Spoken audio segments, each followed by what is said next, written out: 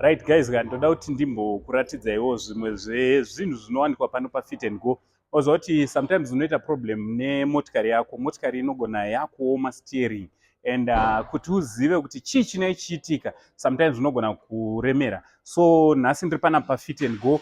Sekuziva kwenyu Fit and Go ndo saura wedu panyaya dzesuspension, also panyaya dzemasteering racks. So panapa tine ma-X-Jap, ma-steering racks, ma-X-Jap anenge ari ma-second hand, but ma-second hand are almost close to new, nekuti ndeaya anenge akabva kuJapan ari approved, handiti anenge aka-approve kuti achakasimba chakanaka. So panapa mukada kucheka tine Mercedes Benz 210, tine mukada kucheka tine Toyota Hiace, Toyota Corolla, tine almost ese tinawo panapa. So all you need to do is to get in touch with us panhamba dziri pascreen.